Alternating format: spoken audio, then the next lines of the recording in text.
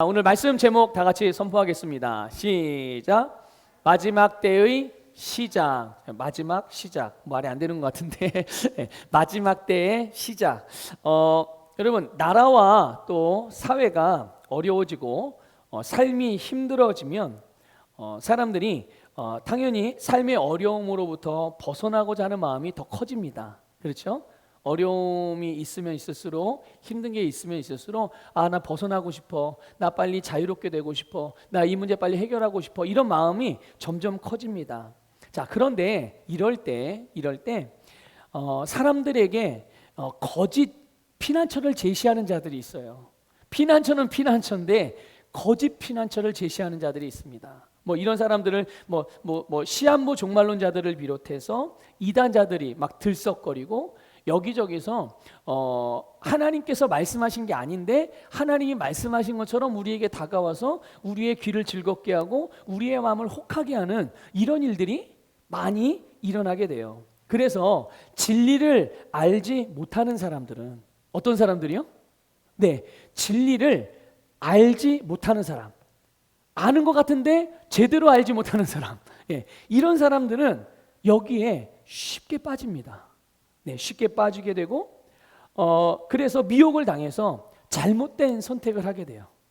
피난처가 아닌데 피난처인 줄 알고 그것을 선택하게 되는 거죠. 이런 일들이 너무 많아요. 그냥 내가 이렇게 하면은 지금 내가 있는 이 상황보다 더 좋아질 것 같아요.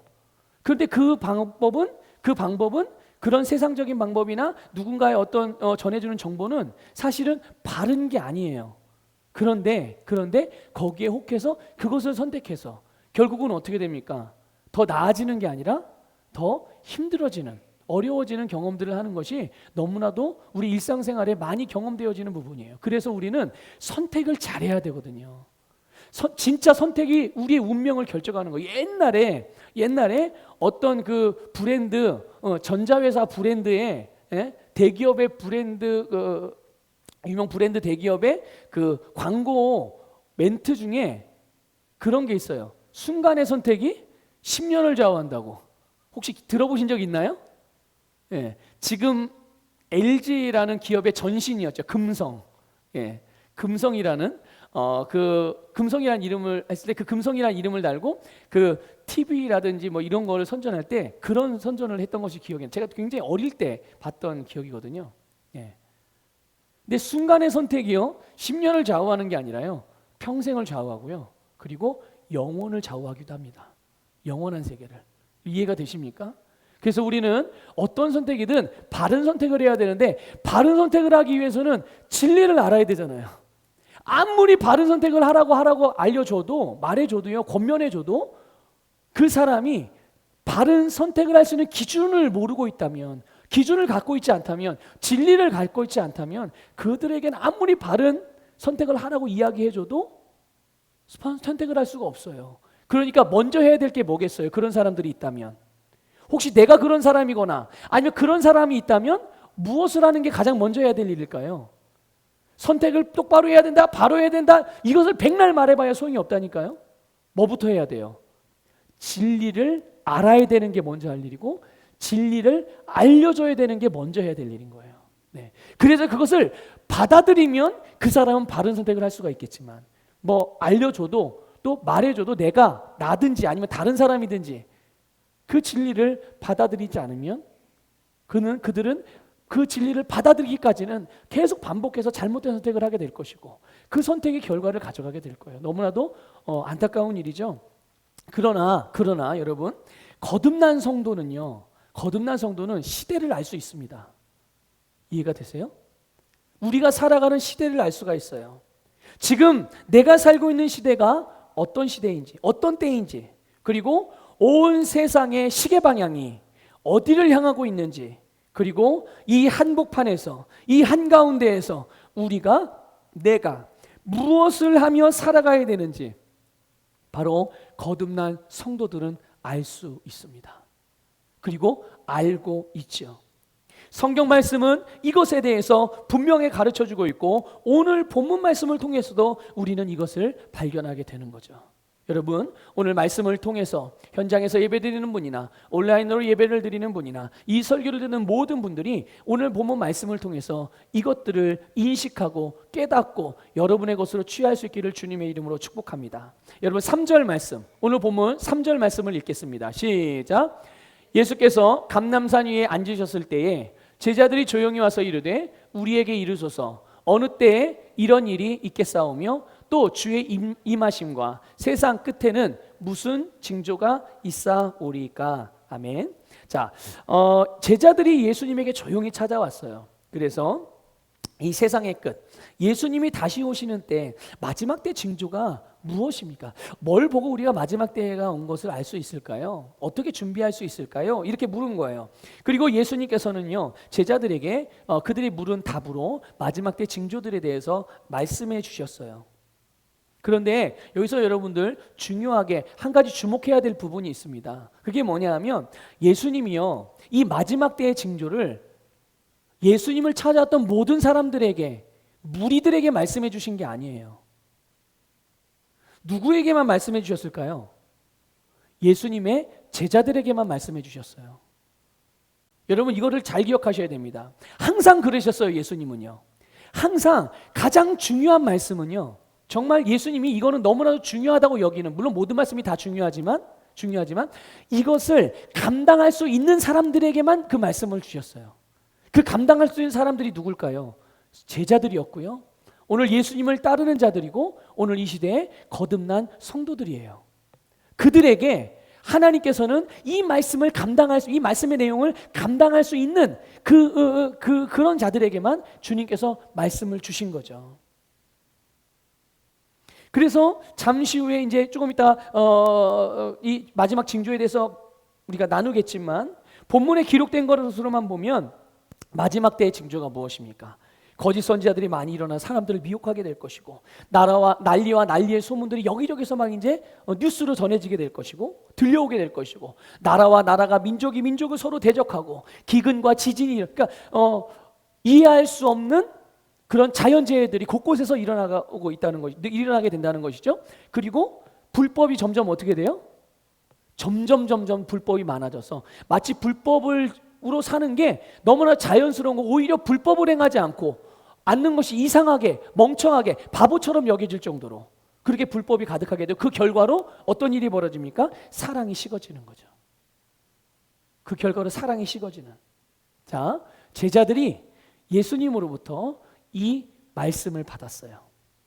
말씀을 통해서 마지막 때에 대한 정보를, 아주 고급 정보, 최고급 정보를 누구만 아는 거예요? 제자들. 여러분, 세상도 그렇습니다. 아주 최고의 고급 정보는요, 극소수의 사람들만 알고 있어요. 그 극소수의 사람들이 어떤 사람들인지 아십니까? 사회를, 그 나라를 이끌어가는 지도자들이에요. 그들만 고급 정보를 가지고 있습니다. 경제 분야에서는 경제 분야를 이끌어가는 사람들만 이 고급 정보를 가지고 있어요. 절대 나누지 않습니다. 일반 사람들에게 알려주지 않습니다. 왜 안 알려줘요? 알려줘 봐야 저들이 이해도 못할 뿐더러, 이해를 했다고 하더라도 그걸 어떻게 사용할까요? 자기만의 욕심을 위해서 사용하기 때문에 모든 것을 그르쳐요. 감당이 안 되는 거예요, 그 내용을. 그래서 안 알려주는 겁니다. 이끌어가는 사람, 리더들, 지도자들에게만. 그런데 이 고급 정보를 예수님이 제자들에게, 오늘 예수 그리스도를 믿는 거듭난 우리들에게 주시는 아주 놀라운 최고의 고급 정보인 거죠. 그렇죠? 그래서 이 제자들은요, 이 마지막 때에 대한 정말 최고급 바른 정보를 가지게 된 거예요. 자, 그러면 이 계시 지식을 받은 자들은 이제 말씀대로 마지막 때의 징조를 볼 수가 있겠죠. 이걸 알았기 때문에 이제 시대를 봅니다. 나라가 운영되어지는 것을 봐요. 주변에서 일어나는 여러 가지 일들을 봅니다. 자연 환경들을 바라봅니다. 그런데 그거를 보고서 거기에 얽매이는 것이 아니라 그것을 보고 지금이 어느 때인 줄을 알게 되는 거예요.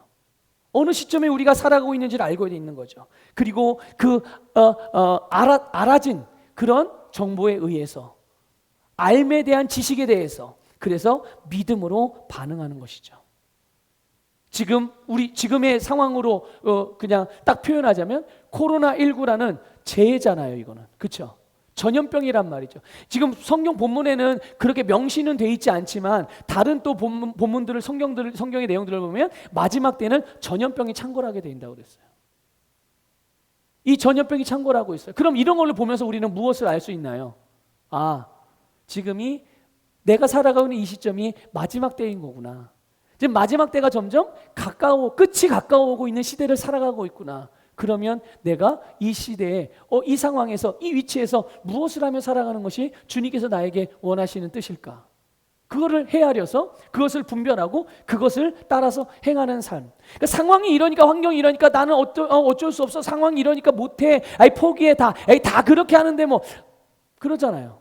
여러분 그래서 우리가 예배 하나만을 봐도 그런 거예요. 현장에서 예배를 드려도 여러분 있는 자리에서 예배를 드려도 그것이 뭐 현장에서 예배를 안 드렸다고 해서 하나님이 은혜를 안 주고 또 온라인으로만 예배를 드렸다고 그 사람들에게만 또 특별히 은혜를 주고 이게 아니에요.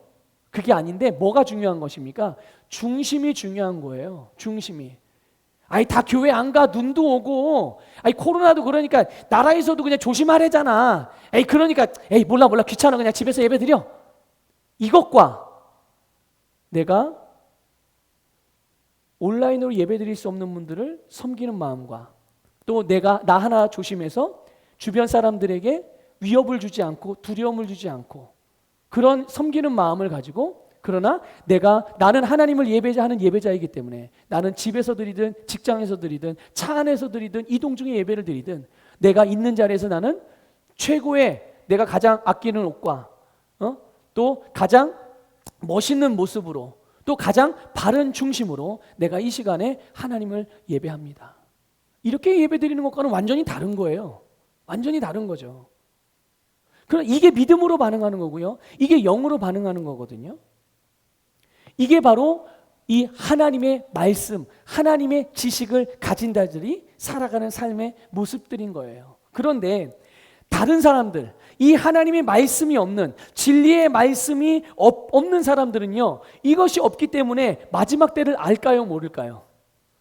지금 이렇게 살아가도 이 시대가 지금 어떤 시대인지 몰라요. 그냥 TV에서 알려준 지금 이 시대 4차 산업혁명의 시대입니다. AI들이 이제 컴퓨터가 뭐가 인공지능이 어쩌고 이런 세상에서 뉴스로 들려주는 정보로만 아는 것이지 그 모든 것들 들려지고 보여지는 것들 배후에서 일어나고 있는 그런 섭리들과 그 영적인 역사들에 대해서는 실제적으로 이 모든 보여지는 것들을 주장하고 이것들을 이렇게 결과를 만들어내는 이런 것들을 움직이는 이런 역사들에 대해서는 모르는 거예요. 그렇기 때문에 미혹이 오고 난리와 난리의 소문들이 일어나고 뭐 뉴스나 지역이든 나라든 집단 이기주의에 빠져서 막 서로 대적하고 기근이 일어나고 전염병이 일어나고 지진과 같은 자연재해들이 일어나고 불법이 너무나도 자연스러워지는 이런 시대적 현상들 앞에서 사람들은 자연적으로 반응하게 되는 거예요. 그냥 느낌적으로, 요즘 그 젊은 사람들 그런 표현, 느낌적으로 반응을 하게 되는 거예요. 그럼 여러분, 자연적인 반응, 이 느낌적인 반응이 뭐겠습니까? 감각으로 반응하는 거예요. 두려워한다든지 걱정한다든지 도피한다든지 포기한다든지 분노한다든지 방탕하다든지 아니면 책임을 전가한다든지 불평한다든지 원망한다든지 이런 일들이 다 감각으로부터 나오는 진리를 알지 못하는 하나님으로부터 받은 지식이 없는 사람들, 예를 들어 그런 이들에게 나타나는 일들이 바로 이런 감각으로 인한 반응이거든요. 오늘 예수님께서 이 마지막 때의 징조를 하나님의 자녀인 우리에게 알려주셨습니다. 믿습니까? 여러분, 주님의 말씀 앞에 주님의 말씀으로 반응하시기를 주님의 이름으로 축복합니다. 주님께서 말씀으로 주신 말씀에 대하여 여러분의 주님의 말씀으로 반응하는 우리 모두가 되시기를 다시 한번 축복합니다. 여러분, 5절 말씀을 읽어보겠습니다. 5절 읽습니다. 많은 사람이 내 이름으로 와서 이르되 나는 그리스도로 하여 많은 사람을 미혹하리라. 아멘. 여러분, 주님께서 다시 오실 때가 가까워 올수록, 세상이 끝이 될수록 스스로 자기가 그리스도라고, 스스로 구원을 위해서 기름 부음 받은 자라고, 스스로 예수라고 자기가 예수, 자기가 구원자라고 그렇게 말하는 거짓 선지자들이 많이 일어나게 될 것이라는 거예요. 그런 사람들이 많이 여기저기 나타나가지고 어떤 일을 한다는 거예요? 사람들에게 거짓 피난처를 제공한다는 거예요. 거짓 구원의 정보를 준다는 것이죠. 그래서 사람들을 미혹해요. 그러니까 우리가 여러분 잘 알고 있듯이 시한부족말론자들이 그런 거 아니겠습니까? 마지막 때가 가까웠습니다. 여러분 성경에서 마지막 때에 대해서 말해요, 말하지 않아요? 말하고 있죠. 마지막 때에 대해서 말하고 있어요. 똑같이 마지막 때를 말합니다. 그럴 때 성경에는 그 날짜와 시간이 나와 있어요, 안 나와 있어요? 안 나와 있어요. 그때는 정확한 시기와 때와 날짜와 시간은 하나님만 알고 계신다고 그랬어요. 그런데 하나님이 자기에게 알려주셨대요. 누가? 어떤 사람들이. 그래서 몇 년도 몇 월 며칠에 예수님이 다시 오시니까 이 세상에 종말이 오니까, 끝이 오니까 우리는 어느 산에서, 아니 어느 집에서, 어느 교회 건물에서 모여서 기다려야 됩니다. 재산 다 팔고 하던 직장 다 때려치고 학교 다 그만두고 다 거기로 모여야 돼요. 여러분 지금 이러고 있을 때가 아닙니다. 빨리 서두르세요. 이런 일들이 곳곳에서 일어나고, 안타깝게도 많은 사람들이 여기에 빠지죠. 그러니까 이런 말도 안 되는 이야기에 빠지는 것도 참 희한한 일이잖아요. 그런데 여러분, 목사님들도 이런 데 빠진다는 거 여러분들 아셔야 해요. 이건 단순히 머리가 좋고 나쁘고 뭘 많이 알고 모르고 그런 차원의 문제가 아니에요. 여러분, 세상은 점점 최첨단 과학으로 발전하고 이제는요, 인공지능이라는 것이 사람이 하던 일을 대신하는 그런 시대가 됐어요. 네? 그런 시대가 됐습니다. 그럼에도 불구하고 이런 말도 안 되는 이단 교주들의 말과 가르침 같은 이런 것에 미혹을 당하는 사람들이 많은데, 그 중에 아주 부자들, 그 중에 아주 똑똑한 사람들, 아주 엘리트들, 이런 사람들이 많다는 거 여러분 아세요? 그리고 유난히 많은 그런 그 계층이 있어요. 이단자들의 속임에 빠지는 젊은 사람들, 청년들과 젊은 부부들. 평균 연령대가요, 여기가 50% 이상을 차지합니다. 아니 그렇게 똑똑한 사람들이 왜 여기에 이런 거에 빠지는 거예요? 이거는 뭐 지식이나 이런 문제가 아니에요. 영적인 문제예요. 영적인 문제입니다. 미혹의 영이 사람들의 눈을 가리고 귀를 가려서 진리를 볼 수 없게 만들죠. 들을 수 없게 만들죠. 깨달을 수 없게 만드는데, 아니 그럼 누구에게는 미혹의 영이 가서 팍 덮어 씌워가지고 그렇게 되고, 누구에게는 미혹의 영이 덮어 씌워, 미혹의 영이 뭐 사람을 가리나요? 예, 가리기도 하죠. 예수 그리스도를 믿고 그리고 진리를 바로 아는 자들에게는 미혹을 하지만 그들은 미혹을 안 당하죠. 근데 중요한 건 이거예요. 다른 게 아니라 어떤에게는 모든 사람들에게 미혹이 찾아가지만 미혹을 받을 수는 있지만 미혹을 당하지 않죠. 예. 그럼 미혹당하는 사람은 왜 미혹을 당하는 것입니까? 미혹의 영에 자신의 생각을, 자기의 마음을 내어줌으로 사로잡히게 되는 거예요. 그러니까 미혹이 와도 자기의 생각을 내어주지 않으면 되는 거거든요. 예. 그런데 이것을 내어주기 때문에 미혹의 영에 사로잡혀서 속고, 마치 그게 이제 그때부터는 진짜인 것처럼 여겨지게 되는 거죠. 자, 그러면 많은 거짓 선지자들이 이렇게 나타나고 많은 사람이 미혹당하는 시대가 오게 될 때, 지금이 우리가 그런 시대를 살아가고 있는 거 아니겠어요? 그럼 이럴 때 예수님은 어떻게 하라고 말씀하셨나요? 4절 보세요. 4절 읽겠습니다. 시작. 예수께서 대답하여 이르시되 너희가 사람의 미혹을 받지 않도록 주의하라. 아멘. 예수님께서 징조도 말씀해 주시고 해법도 말씀해 주셨어요.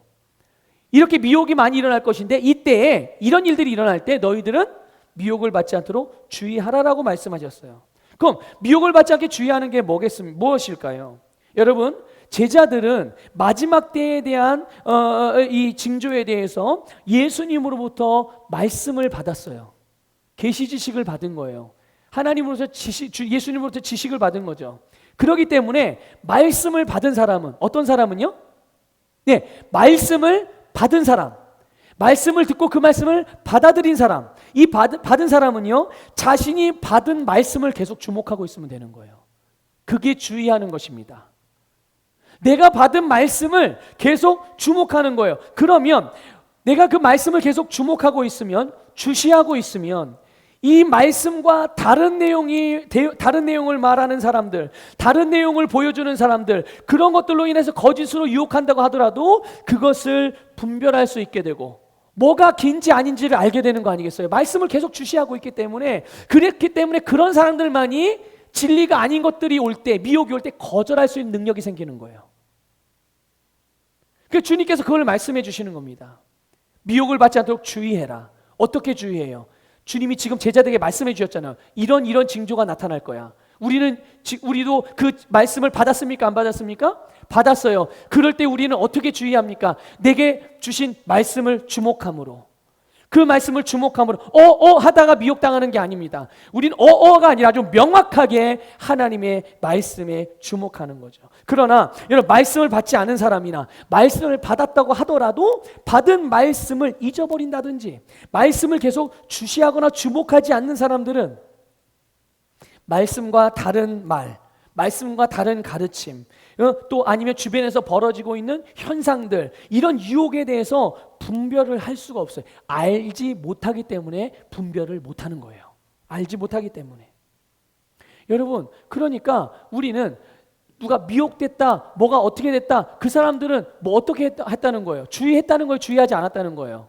주의하지 않았다는 거예요. 말씀을 주시하지 않고 말씀을 주시하다가 안 하다가 주시하다가 안 하다가 중간에 공백들이 생기는 거죠. 공백들이. 그 공백이 크면 클수록 미혹당할 수 있는 그런 뭐라 할까, 그 기회라고 말하기는 좀 그런데, 하여튼 좋지 않은 기회죠. 여지가, 미혹을 당할 수 있는 여지가 점점 커지는 거예요. 그렇다고 여러분, 이걸 또 율법적으로 반응해서 강박관념을 가지고 그럼 무조건 성경을 들고 다녀야 돼. 성경을 무조건 눈에 떨어뜨리면 안 돼. 그런 말씀을 하는 게 아니에요.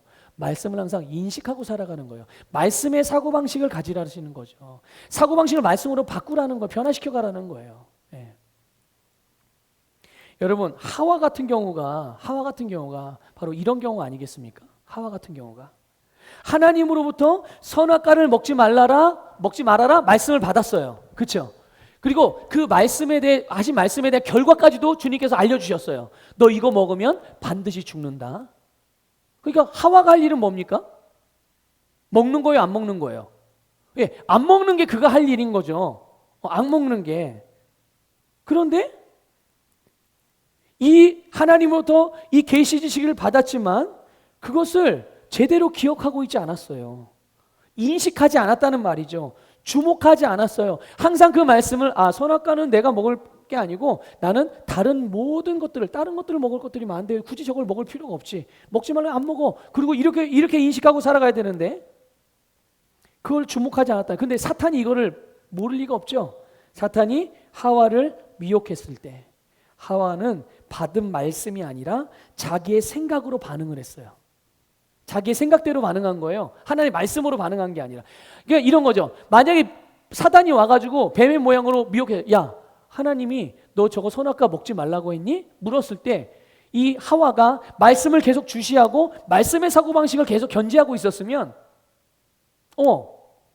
먹지 말라고 그랬지. 당연히 저거 먹으면 반드시 죽는다고 말씀하셨어. 그러니 저거는 먹으면 안 되는 거고 나는 먹지 않을 거야. 이렇게 반응을 했었을 거예요. 그런데 하와는 그렇게 반응하지 않았죠. 어떻게 반응했습니까? 저거 먹지 말라고는 했는데 죽을지도 모른다고 하셨어. 이렇게 반응을 한 거예요. 말씀을 정확하게 인식하고 있지 않았던 거죠. 그런데 자기의 생각으로 반응하게 됐을 때 하와가 미혹에 넘어가게 되는 거예요. 여러분, 미혹을 거절할 수 있는 능력, 그것은 주님의 진리이신 말씀이라는 것을 깨달으시기를 축복합니다. 그래서 그 말씀을 제대로 인식하면 우리는 어떤 미혹이라도 이겨나갈 수 있고 마지막 때일수록 더더욱 주님께서 우리에게 이 미혹에 주의하라고 말씀하셨어요. 말씀을 주목하는 여러분이 되시기를 주님의 이름으로 축복합니다. 그래서 우리는 이 마지막 시대에 대한 이 하나님의 말씀을 바르게 그리고 분명하게 알아야 되고 계속 배워야 되는 것뿐만 아니라 계속 주목해야 되는 것이죠. 자, 두 번째 6절을 읽겠습니다. 난리 소문을 듣겠으나 너희는 삼가 두려워하지 말라. 이런 일이 있어야 돼. 아직 끝은 아니니라. 아멘.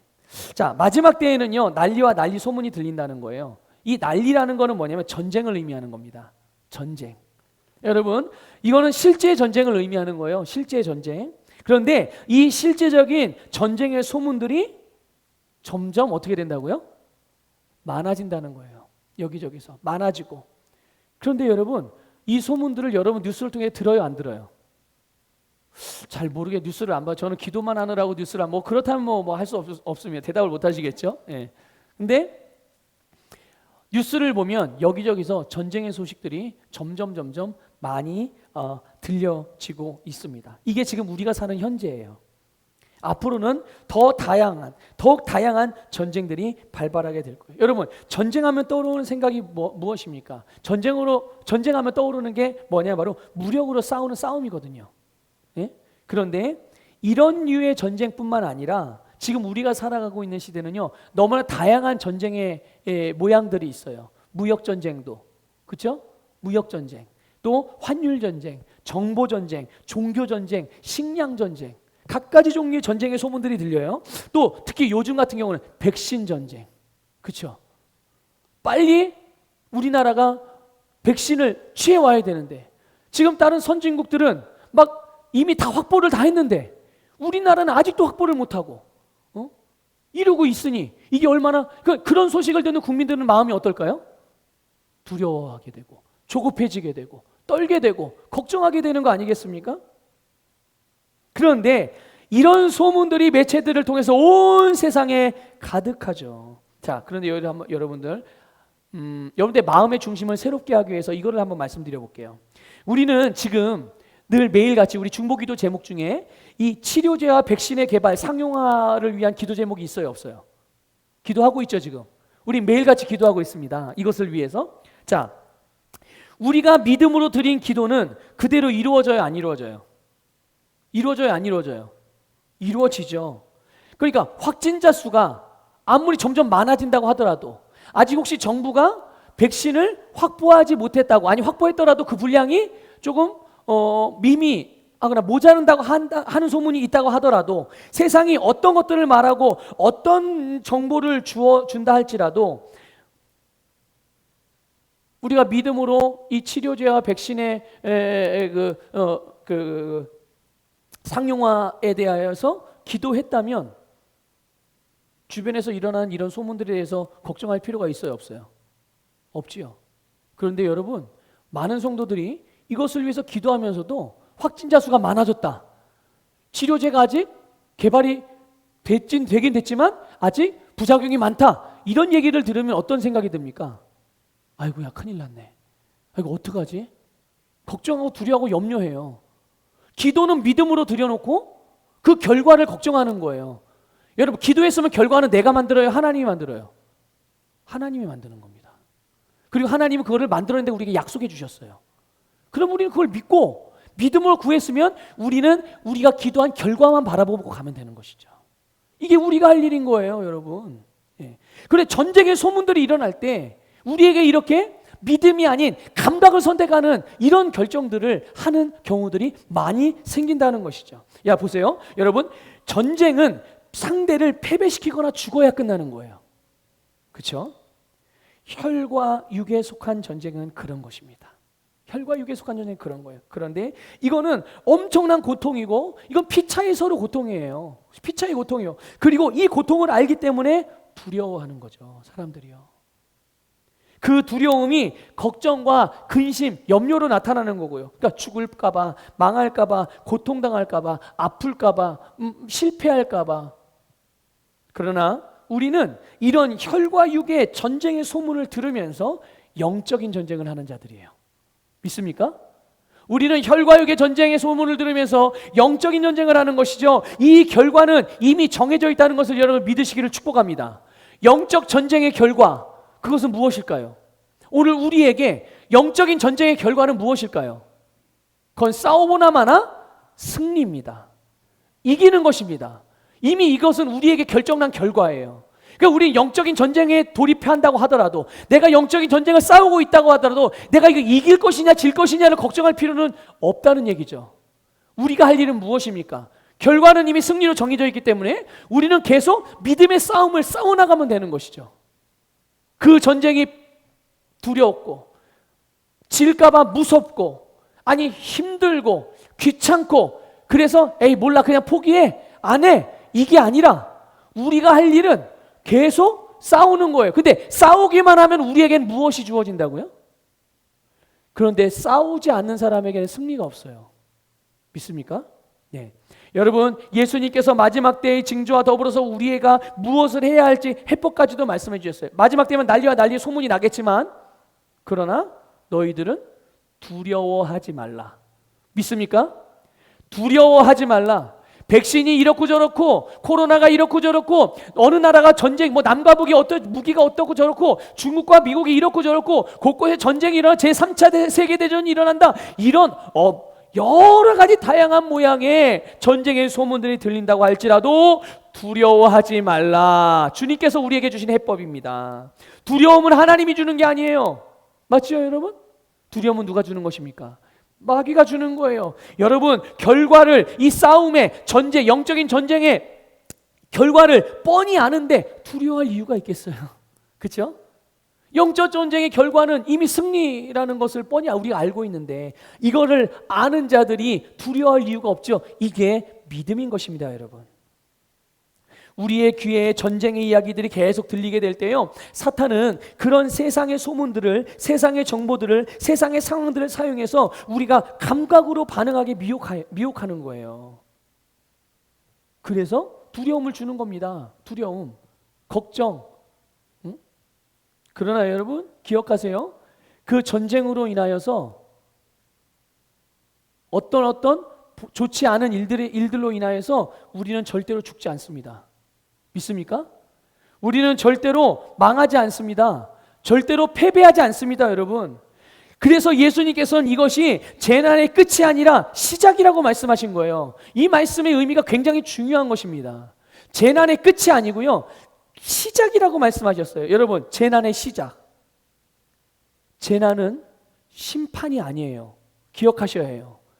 재난은요, 재난 자체가 심판이 아닙니다. 여러분, 심판이 의미하는 것은 끝을 의미하는 거예요. 심판은 끝내는 것입니다.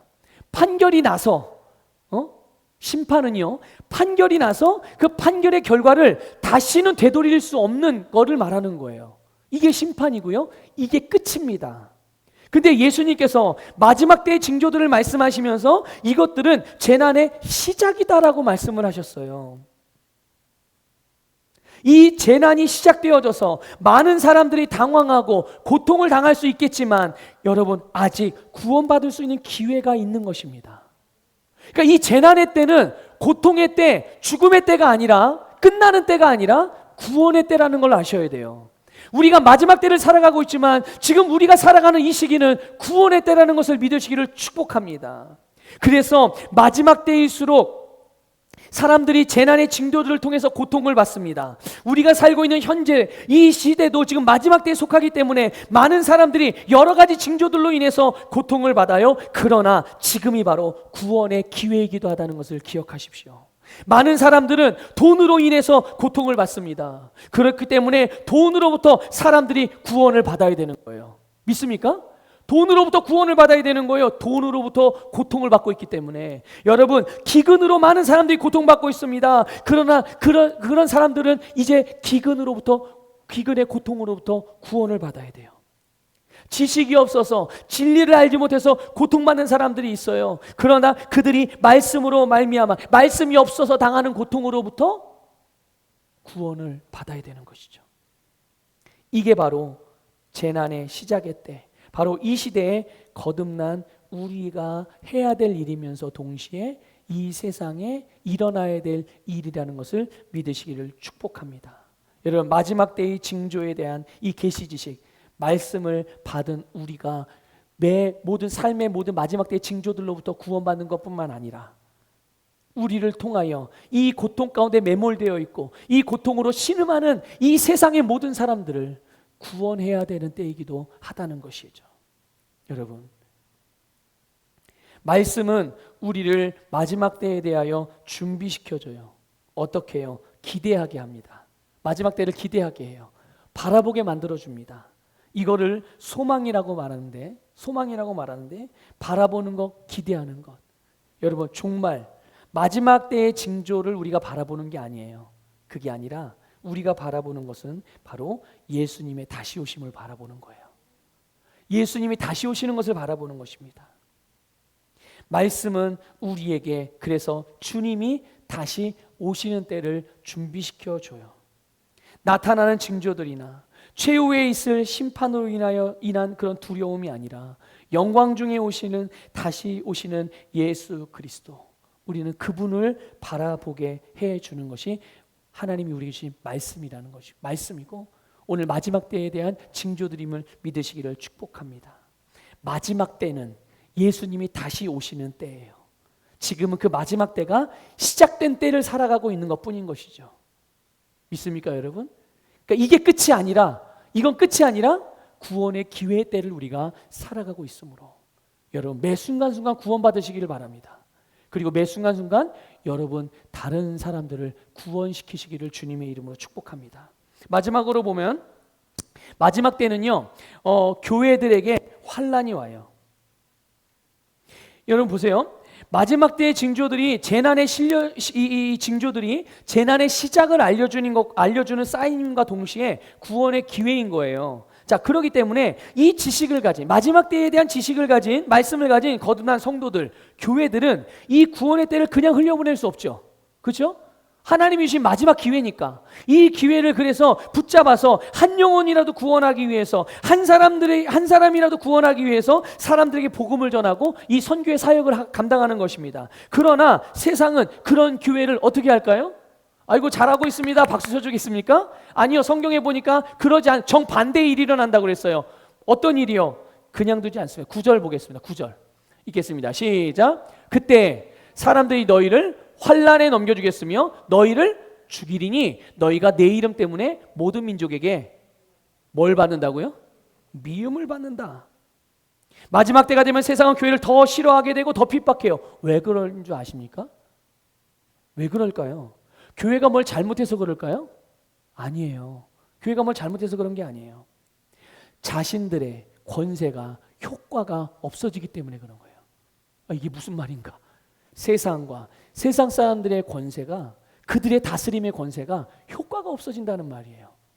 이게 무슨 말인가? 여러분, 자연적인 것들, 이 자연적인 것들에 속한 게 뭐예요? 이 세상에 그냥 눈에 보이고 만져질 수 있는 모든 것들이죠. 그러니까 세상의 권세며 돈이며 명예며 환경이며 상황이며 이 느낌 같은 거, 이런 거, 감각 같은 거, 이게 다 자연적인 것들이고, 이 세상에 속한 것들은, 이 자연적인 건 다 3차원적인 거예요. 자, 그런데 이 3차원은 4차원의 다스림을 받습니다.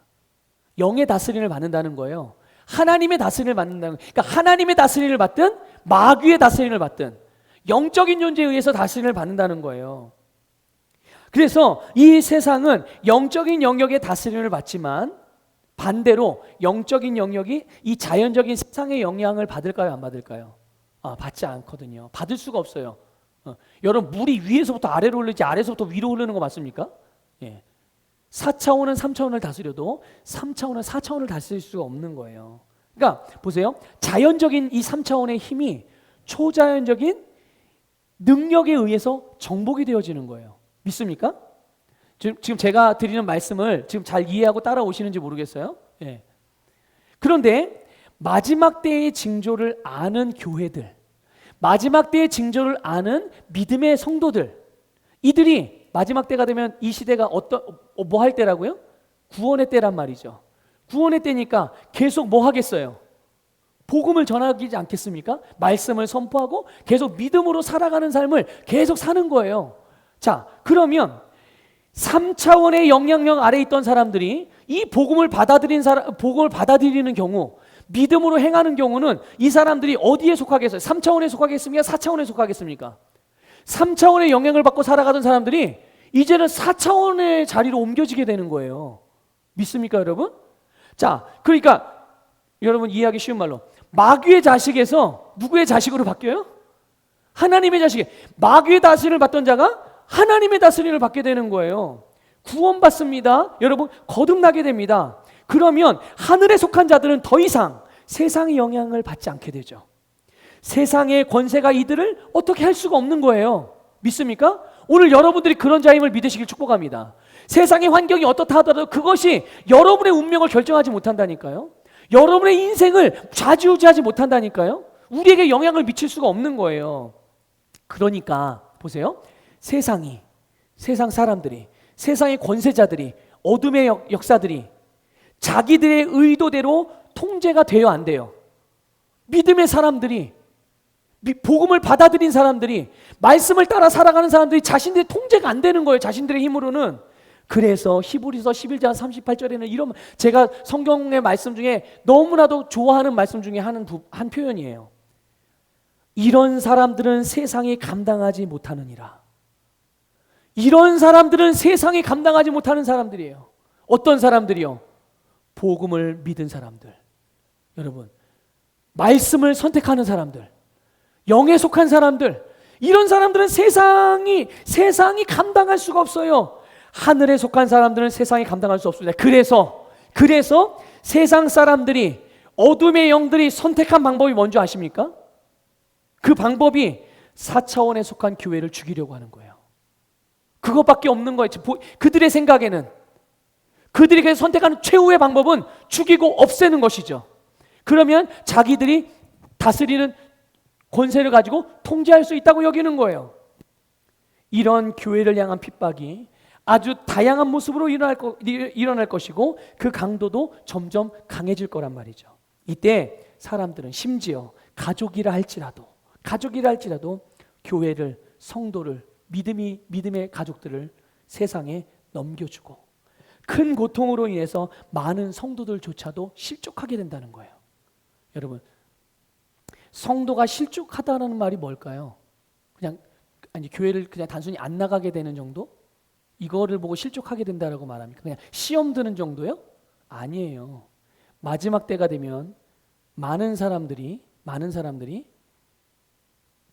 믿음을 거절하고 배반한다는 뜻이에요. 마지막, 왜 배반할까요? 세상으로부터 오는 고통을 이기지 못하고 스스로 타협하는 거예요. 그래서 믿음을 배반하는 거죠. 그래서 성도가 성도를 미워하고 고발하고 대적하는 일들이 빈번하게 일어나는 것이 마지막 때의 시작을 살아가는 이 시대에 지금 앞으로도 이런 일이 계속 일어나게 될 것이고요. 여러분, 믿음을 배반한다는 것은 영생을 포기하는 거예요. 자, 한번 물어볼게요. 여러분, 어떻게 해서 영생을 얻으셨죠? 예수 그리스도를 마음으로 믿고 입으로 예수님이 나의 구원자요, 나의 주님이다라고 고백하여 우리는 영생을 얻고 구원을 받았습니다. 그럼 한 번 영생을 얻고 구원받은 자가 구원을 잃어버리는 경우가 있을까요? 딱 한 경우가 있어요. 딱 한 경우. 그게 뭘까요? 원리는 똑같습니다. 내 마음으로 예수를 부인하고 내 입으로 예수님을 거절하면 그 사람은 구원을 잃어버리게 되는 거예요. 그런데 그 일이 마지막 때에 일어나게 되는 것이고, 그런 자들에 의해서 믿음의 사람들이 고발되어지고 세상에 넘겨지게 되고 그들에 의해서 핍박을 당하게 되는 것이에요. 그러나 여러분, 우리는 알고 있어요. 뭘 알고 있습니까? 세상이 우리의 몸은 죽일 수 있어도 우리의 영혼은 죽일 수 없어요. 자, 보세요.